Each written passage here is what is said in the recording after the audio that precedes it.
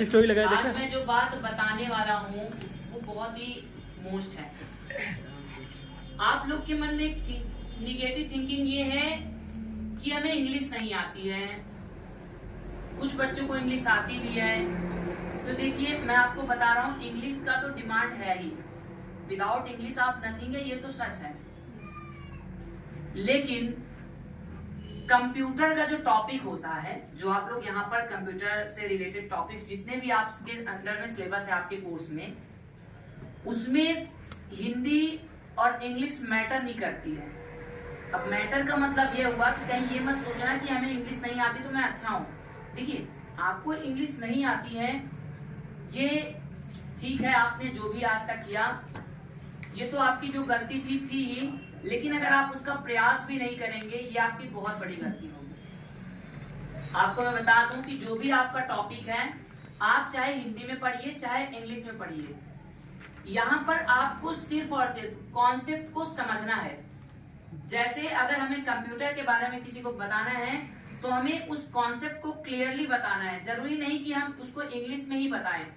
अगर आपको इंग्लिश नहीं आती है या कि इंग्लिश आती है और आप बोलने में हिचकिचाहट करते हैं, तो आप कंबाइंड करके भी बता सकते हैं। आप कंबाइंड भी बता सकते हैं, और ज्यादातर आप इंग्लिश वर्ड का यूज करते हो।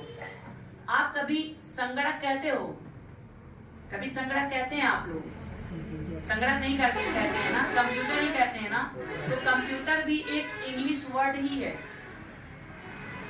आप अपने मन से ये निगेटिव थिंकिंग दूर करिए कि बिना इंग्लिश के मैं कंप्यूटर नहीं पढ़ पाऊंगा। और टीचर का तो मैं नहीं बता सकता उनका क्या कहना है, लेकिन हमारा कहना ये है कि आपको अगर इंग्लिश नहीं भी आती है और आप चाहते हैं कि हमें कंप्यूटर पढ़ना है, और आपके मन में क्वेश्चन ये चल रहा है कि हम बिना इंग्लिश, हमें इंग्लिश तो नहीं आती है लेकिन हम कंप्यूटर इंग्लिश के बगैर नहीं कर पाएंगे, जिसकी वजह से आप अपने गोल्स को, अपने सपने को से थोड़ा हताश हो जाते हैं कि बिना इंग्लिश के मैं कैसे चल पाऊंगा। तो अगर ऐसी थिंकिंग है तो बिल्कुल आप मत सोचिए। मैं आपको कंबाइंड क्लास दूंगा। कंबाइंड क्लास बोले तो आपको हिंदी और इंग्लिश दोनों बताते चलूंगा। और हाँ, इतना है कि आपको इंग्लिश लिखने और पढ़ने आना चाहिए। बोलने नहीं आता तो भी चलेगा, बस आपको पढ़ने आना चाहिए और लिखने आना चाहिए। यदि आप इंग्लिश पढ़ ले रहे हो, बुक्स को रीड कर ले रहे हो, तो आप सब कुछ कर सकते हो। मैं आपको बता दूं कि जितने बड़े बड़े टीचर्स होंगे या कोई भी होगा, अगर आपको इंग्लिश बोलने नहीं भी आता है, इट्स ओके। अगर आपको इंग्लिश रीड करने आ गया ना, सिर्फ रीड करने, पढ़ने, आपको बुक्स, आप अकेले बुक्स को पढ़ लो, यकीन मानिए जो बुक्स को पढ़ लेता है वो आधा से ज्यादा समझ लेता है। फर्क ये होता है कि वो बोल बता नहीं पाता है, वो हिचकिचाता है, क्योंकि उसकी संगत हिंदी वाले से रहती है। मतलब वो बचपन से हिंदी लेवल में रहता है। आज अंग्रेज लोग, मैं जब मुंबई में रहता था तो वहां पर डेली जब हम कभी घूमने जाते थे तो बहुत सारे अंग्रेज के बच्चे आते थे, छोटे छोटे बच्चे रहते थे जो शायद 2 साल या 3 साल के होते थे, सिर्फ वो चल पाते थे। लेकिन जब मैं कभी बाहर जाता था घूमने के तौर पर, तो कम से कम 20 मिनट उन बच्चों को देखता था। क्यों पता है? क्योंकि वो इंग्लिश में बात करते थे। वो इंग्लिश में बात करते थे। क्यों पता है? क्योंकि उनकी वही संगत है। अभी आप भी, आप देखिए, अंग्रेज को अगर हिंदी बोलना हुआ, जो जितने भी अदर कंट्री के लोग होते हैं जो जिनको हिंदी नहीं आती है, तो उनको हिंदी बहुत मुश्किल लगेगी और इंग्लिश बहुत इजी लगती है। वही सेम कंडीशन हमारे साथ है। हम लोग हिंदी यानी हिंदुस्तान में है तो हिंदी से ही हमारा सारा कुछ होता है। तो जिस लेवल में आप देखिए, जब आप छोटे रहते हो तो क्या आपको कुछ चीज की पता होती है? आपके मम्मी जब आपको कहती है मम्मी बोलने को, तभी आप मम्मी बोलते हो। अम्मा बोलने को बोलते हो तो अम्मा बोलते हो। मोम बोलने को बोलती है तो मोम बोलते हो। पापा कहने को बोलते हैं तो पापा बोलते हो। डैड कहने को बोलते है तो डैड कहते। एक बच्चा जब छोटा होता है, उसको जितना सिखाया जाता है सिर्फ उतना ही वो जानता है। आप लोग इसको नोटिस किए हो कि नहीं किए हो? yes. जितना सिखाया जाता है सिर्फ उतना ही वो बोलता है। नहीं तो आप जब एक छोटा बच्चा हो और उससे बोलो कि बेटा पापा बोलो तो पापा पापा चिल्लाता रहता है, पापा पापा ऐसा करता है ना। क्यों? क्योंकि बचपन में उसको सिखाया जाता है, ये सीख दी जाती है। और यही चीज, यही बातों को जो इंग्लैंड वाले होते हैं वो मोम मोम मोम करके करते हैं, या मम्मा मम्मा मम्मा करके बुलवाते हैं। यहाँ पर भी कुछ ऐसे लोग हैं, ऐसा नहीं है कि इंग्लैंड के लोग हों, हमारे भी अदर स्टेट में भी कई ऐसे स्टेट्स हैं, प्लेस हैं जहाँ पर बच्चों को बचपन से ही इंग्लिश सिखाया जाता है। तो ये सब संगत का असर होता है। सिर्फ आप लोग संगत करिए। देखिए एक टैक्सी ड्राइवर भी, या कि आप लोग के पिताश्री जो भी जिस फील्ड में होंगे, अगर वो किसी कंपनी वाले फील्ड में, वो भले ही ना पढ़े होंगे लेकिन हाउ आर यू बोल लेते हैं। कोई भी हो, आप जाते हो ना, कभी भी जाओगे ना, अगर आप टैक्सी ड्राइवर कहोगे, टैक्सी ड्राइवर होगा ना, तो भी आपसे पूछ लेगा how are you, where are you going, इतना भी बोलते हैं। क्यों? क्योंकि उनको उसी माहौल में रहता है। उनके पास बहुत सारे लोग आते हैं, घूमने के लिए आते हैं, टैक्सी बुक करते हैं जिससे वो घूमते हैं। तो अगर उनको बोलने ही नहीं आएगा तो पैसे कहाँ से आएंगे? जब उनको पता ही नहीं होगा वेयर आर यू गोइंग क्या होता है, तो बेचारे कैसे छोड़ेंगे? पूछना तो पड़ेगा ना, तो मजबूरन उनको याद करना पड़ता है। आप अदर कंट्री चले जाते हो, सऊदी अरबिया, आपको वहां पर अरबी बोलने का, आप भले ही अरबी नहीं पढ़े हो, आपको अरबी बोलने ऑटोमेटिक आ जाएगी। क्यों? क्योंकि वहां आपकी मजबूरी होगी। मजबूरी क्या होगी कि अगर इंग्लिश आएगी नहीं, वो सॉरी अगर अरबी आएगी नहीं, तो हम किसी से अपनी सैलरी भी नहीं मांग सकते हैं।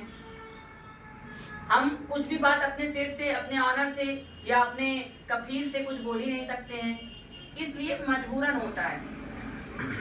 मेरे डैड जो हैं अरबी नहीं जानते थे, उनको नहीं आती थी।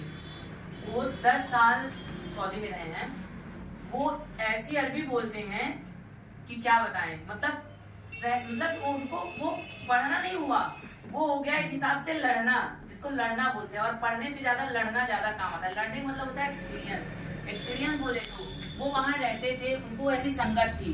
अब जाहिर सी बात है, वही अगर आप ही 4 लोग के सामने हाउ आर यू या कई पहाड़ है कई पहाड़ रखते रहोगे, तो एक बार तो कई पहाड़ आपको याद हो जाएगा। क्यों जी? तो कहने का मतलब है कि आपको संगत करनी है, आपको संगत करनी है। संगत ऐसे कि आप अगर अपने घर में बैठते हो, घर में रहते हो, फ्री टाइम में आपके पास मोबाइल है, आप वहां से क्लास लीजिए। आपके पास मोबाइल नहीं है, यदि आप कहीं कोचिंग सेंटर ऑफलाइन ज्वाइन किए हो, तो आप घर में मिरर का इस्तेमाल करिए। मिरर से क्या होगा कि आप अपने आप से बातें कर पाओगे। लोकेलिटी के अकॉर्डिंग मैं जहां तक रिसर्च किया हूं कि बहुत कम बच्चे होते हैं जो इंग्लिश बोलने की प्रयास करते हैं तो गांव वाले टोकना शुरू कर देते हैं जी। जैसे अगर आप अपने घर पे भी, मैं जो बोल रहा हूँ ये सही है, जैसे आप अपने घर पर भी 2 लोग में खड़ी हिंदी यूज करते हो ना, तो गांव वाला एक लोकल का जो रहता है वो कहता है बहुत इंग्लिश छांट रहे हैं, जबकि उनको पता ही नहीं होता कि इंग्लिश होती क्या है। और कुछ लोग को पता भी होता है तो जानबूझ के कहते कहा यार हमेशा छाटते रहते हो। ऐसे नहीं सर, बोलते हैं देसी चिड़ैया मराठी बोल। देसी चिड़ैया मराठी होए बोल। अरे वाह, क्या मतलब देसी चिड़ैया मराठी बोल। तो आपको इन पर फोकस नहीं करना है।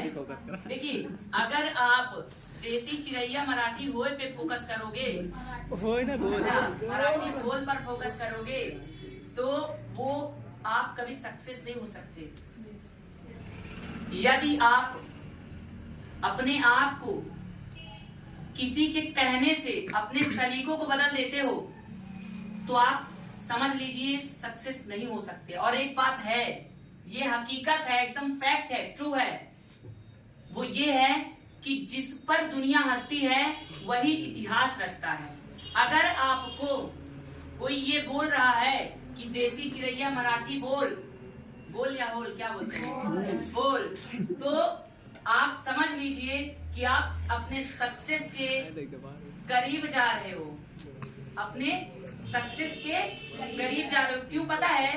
क्योंकि इंसान टोकता उसे है जिसको वो देखता है ये रेगुलर जा रहा है, जिसकी एक रेगुलरिटी होती है, जो एक सक्सेस की राह पर जाता होता है, जो अपने लक्ष्य की तरफ बढ़ता होता है। आप यहाँ आते हो तो आप अपने एक सपने को लेकर आते हो, अपने एक लक्ष्य को लेकर आते हो। आप यहाँ आ रहे हो तो आप ये सोच कर आ रहे हो कि मैं अपने माँ बाप का नाम रोशन करूंगा, अपने पेरेंट्स का नाम रोशन करूंगा या करूंगी, सपने को लेकर आते हो ना। और अगर हमारे पास सपने ही ना हो, अगर हम पढ़ क्यों रहे हैं ये ही ना पता हो, तो आपकी पढ़ाई का कोई महत्व नहीं है। इसलिए अगर आप पढ़ रहे हो तो क्यों पढ़ रहे हो ये आपको पता होना चाहिए। आपको ये पता होना चाहिए कि हम किस राह पर जा रहे हैं। आपको ये पता होना चाहिए कि मैं किस रास्ते पर जा रहा हूं। मैं डॉक्टर बनने के लिए पढ़ रही हूं या पढ़ रहा हूं, या मैं इंजीनियर बनने के लिए, या कि मैं जो है आईएएस पीसीएस, या कि मैं बैंक मैनेजर। कोई ना कोई एक मिशन जरूर होना चाहिए, चाहे वो छोटा हो या बड़ा हो। जैसे अगर कोई एक व्यक्ति, कोई भी एक व्यक्ति रास्ते पर जा रहा हो, कोई भी एक व्यक्ति रास्ते पर अगर जा रहा हो और उससे मैं ये पूछूं कि वेयर आर यू गोइंग, आप कहाँ जा रहे हैं, अगर उसका रिप्लाई आता है कि सर कहीं भी चले जाएंगे, सर कहीं भी चले जाएंगे जहां तक ये रास्ते लेके जाएगी, तो क्या हम उसकी मंजिल का अंदाजा लगा पाएंगे? नहीं। किसी से पूछ रहा हूँ, आप मान लीजिए एग्जाम्पल के तौर पर राम सिंह जा रहे हैं, मैंने पूछा है राम सिंह आप कहाँ जा रहे हो, तो राम सिंह का रिप्लाई होता है कि सर पता नहीं जहां तक रास्ते लेके जाएगी। ऐसा रिप्लाई में, ऐसा क्वेश्चन मैं इसलिए कर रहा हूँ क्योंकि मैंने इसको रिसर्च किया है। रिसर्च बोले तो जब मैं किसी एक स्टूडेंट से पूछता हूँ कि आप क्यों पढ़ रहे हो, तो उसका रिप्लाई कुछ ऐसा आता है, सर देखेंगे पढ़ रहे हैं। कई बच्चों का रिप्लाई, मैंने कई स्टूडेंट्स का रिप्लाई ऐसा देखा है। तो क्या हम उसके मिशन का अंदाजा लगा सकते हैं कि वो कहां तक और कब पहुंचने वाला है? नहीं लगा सकते हैं ना। और कब हम जानेंगे? जब वो ये बोलता कि सर मैं इलाहाबाद जा रहा हूँ, सर मैं बनारस जा रहा हूँ, सर मैं लखनऊ जा रहा हूँ, है ना, तब मैं एक अंदाजा लगा लेता कि ये इलाहाबाद जा रहे हैं तो इनको जाने में इतने से इतने समय लग जाएंगे। For example 1 hours 2 hours 3 hours, जिस लेवल से वो रहेंगे, बाइक से हैं या साइकिल से हैं या कार से हैं, उसी के अकॉर्डिंग मैं अंदाजा लगा सकता हूँ। ऐसे ही हमारी स्टडी होती है। यदि हम पढ़ रहे हैं तो क्यों पढ़ रहे हैं ये हमें पता होना चाहिए।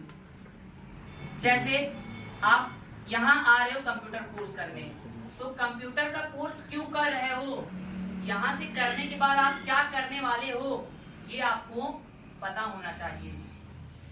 जैसे आप ओ लेवल कर रहे हो, या कि DOAP कर रहे हो, diploma in office automation and publishing, या ग्राफिक डिजाइन कर रहे हो, या कि वेब डिजाइन कर रहे हो, आप कुछ भी कर रहे हो या अकाउंटिंग कर रहे हो, आपको पता होना चाहिए कि आप क्यों कर रहे हो।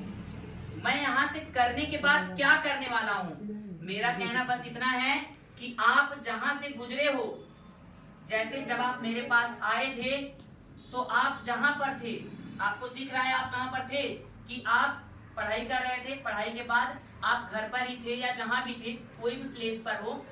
लेकिन मेरा कहना इतना है, अगर आप कंप्यूटर की स्टडी हमारे घर से ले रहे हो तो आपको इतना पता होना चाहिए कि आप क्यों ले रहे हो, और नहीं पता है तो उसको पता कर लीजिए।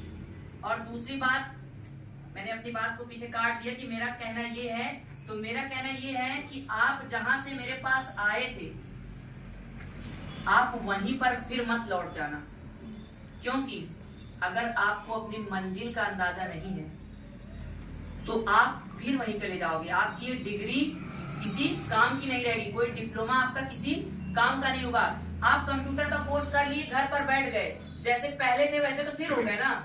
कोई मेरा अहमियत समझ में आया आपका, मेरी बेइज्जती कर दी एक हिसाब से, या तो मेरे में कमी होगी या तो आप में कमी होगी।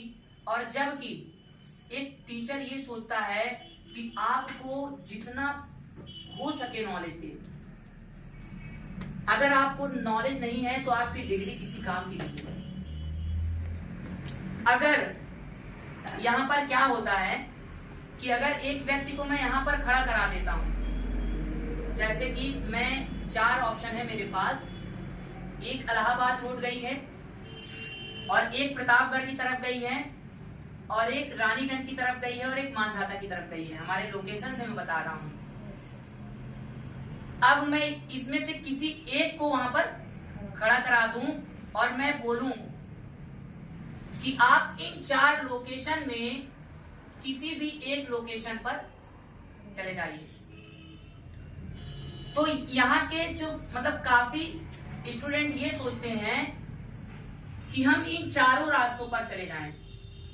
मतलब मैं इलाहाबाद भी चला जाऊं, मैं प्रतापगढ़ भी चला जाऊं, मैं रानीगंज भी चला जाऊं, मैं मानधाता भी चला जाऊं। 4 ही लोकेशन हमें ज्यादातर याद है, इसलिए 4 ही को टैग कर रहा हूं। तो क्या एक व्यक्ति एक समय में इन चारों प्लेस पर जा सकता है? क्यों जी, कि चले जाएगा कोई?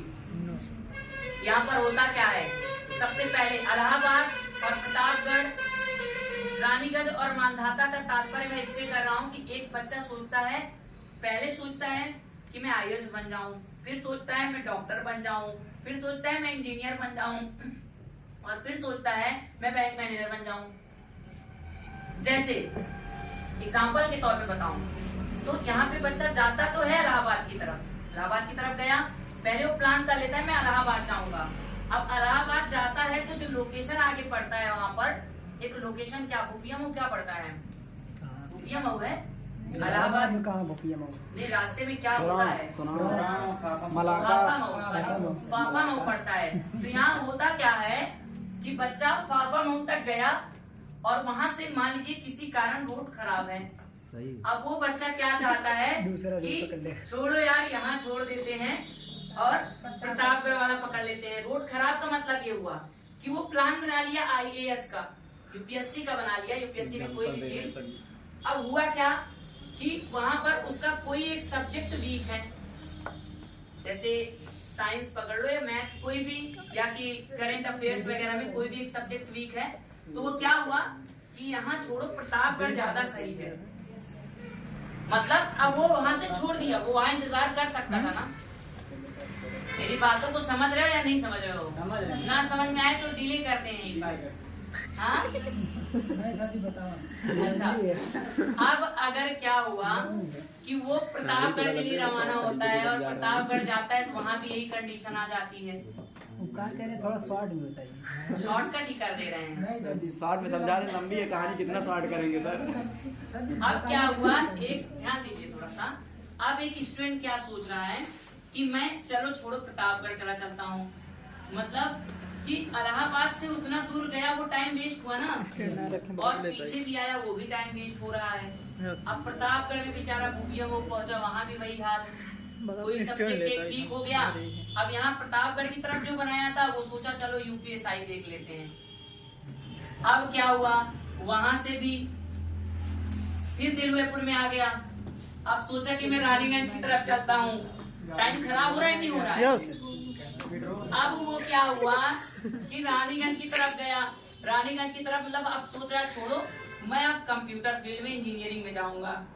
अब क्या हुआ, इंजीनियरिंग का डिमांड कर दिया। वो माँ बाप बेचारे क्या है, वो तो सोचते हैं मेरा बच्चे, जिस भी खुशी मेरे बच्चे की है उसी में हमारी है, तो माँ बाप फुल फ्रीडम देते हैं, बच्चा पढ़े जितना भी पढ़ना हो।